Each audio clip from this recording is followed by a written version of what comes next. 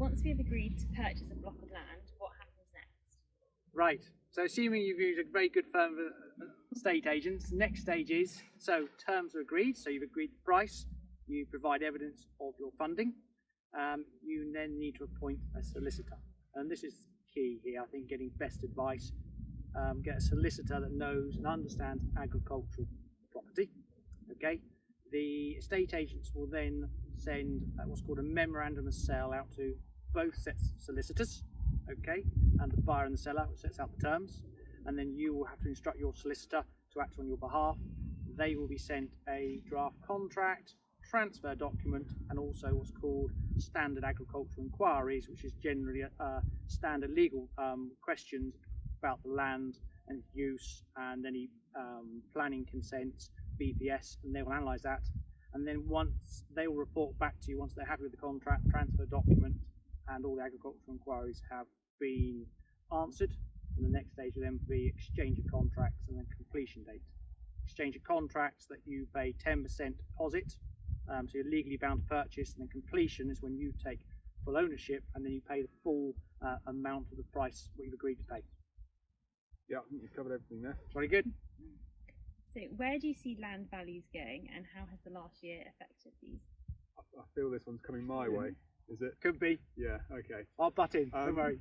So if we start with the second part of the question, so looking at last year, where land values were, so I mean our stats showed that across the land and farms that we sold as a firm at Stags, there was a 7%, I think it was, yes, increase in the average value of land, agricultural land per acre.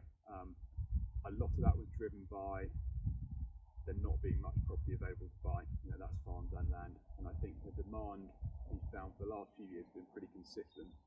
So you've got this level demand, reduced supply, so therefore natural economics, it's going to keep prices fairly firm.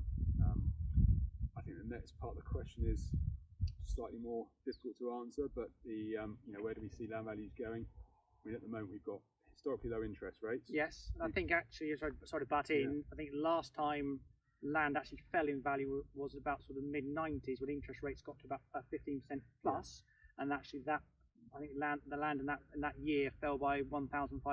That's the last time.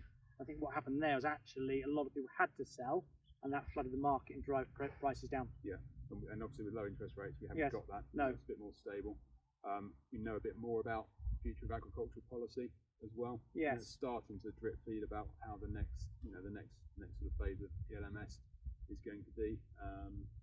What might be interesting is actually, the BPS payments can be phased out over the next 7 years, and in 3 to 4 years' time that will be reduced by 50%.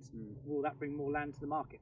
We don't know. Well, I mean, to be honest, we thought Brexit, that's been hanging over us for the last 5 years, really, hasn't it? We thought that would have more of an impact, but actually our stats don't show it, do they? No, I think nationally, I think that the supply of land and farms was 40% down last year in comparison to the year before. So actually that low supply is just, keeping values robust. But interestingly, it's similar to the year before that. Yes. So, it's sort of, I guess 2019 might have been an anomaly in that front. But I think, looking forward, I think our view is that they're going to be pretty stable land values. And a good solid investment, which actually you do want for anybody investing for their own farm for the future. They don't want things to fall. Correct.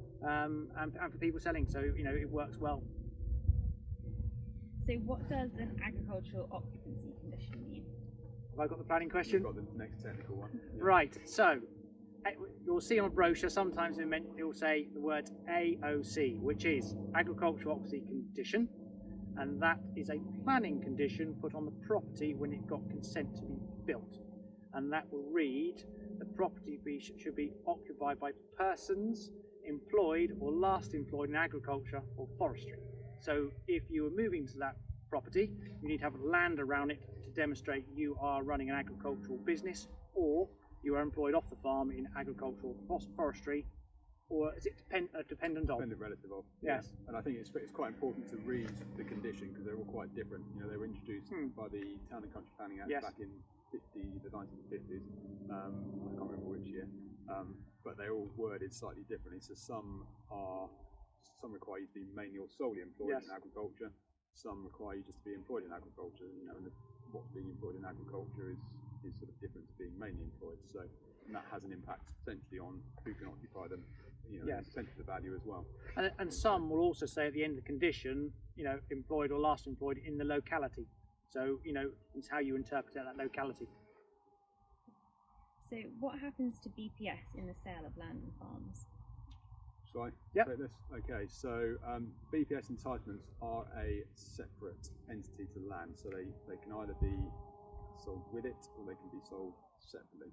I mean, it has to be identified as a separate value for tax reasons anyway when the sale goes through. So you've got a couple of options really. I mean, normally on most commercial side blocks of land, buyers would expect the entitlements to be included in the sale. Definitely. So, you know, within the sale price, that would include the value of the BPS entitlements as well. Some situations, there's some situations where they would be available by separate negotiation. I think, for example, if you were selling land that perhaps the entitlements belong to a third party, like the tenant. Yeah.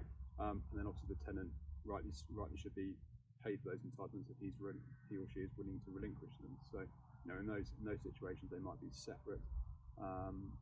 But I think it's always make sure before you make an offer on any land or farm whether they are included or excluded, because obviously if you have to buy them, you know, they are expensive. They're trading around £150 per unit at the moment. So. And then also depending on completion is whether the current year, so if you buy a bit of land in say this year, is whether the entitlement payment for 2021 it goes to the buyer or the seller. I mean, we generally recommend they are split on a pro rata basis, depending on completion is, that's fair, to incentivise the buyer to complete, you know, as soon as possible.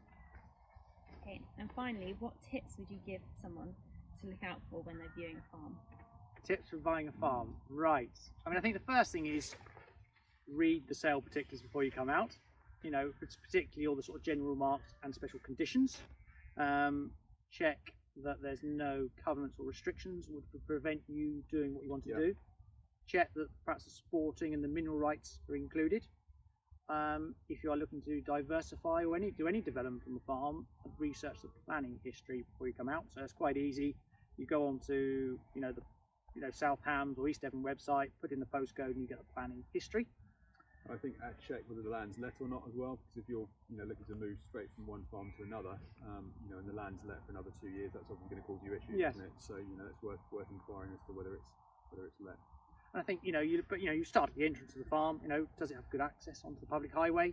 Go down there, look at the farmhouse and the buildings. I think on the first viewing, don't get too bogged down in the detail. Just get a feel for it. Actually, does the it area as well? Yeah. Where it is. Does it work for you? Do you like it? And just get an overview, and then perhaps come back for a second viewing, do more detailed inspection, because you'll pick up a lot more. And don't be afraid to walk around the whole farm, check all the fences, open gates, even take a spade with you. To do some soil samples. See how deep the topsoil is. To get a feel for the farm, to see if that works. And ask questions. We're here to help and answer questions about what we're selling. So feel. And I think First viewing, overview. Second viewing, ask lots of questions and meet the owner. Actually, ask what have they been growing on the ground, what have they tried in the past, what has worked, what hasn't worked. They'll know better than anyone. So great, thank you. Well, that's brought us to an end. Thank you for your time, and hopefully we'll be back on here soon for another Q&A. Thank you.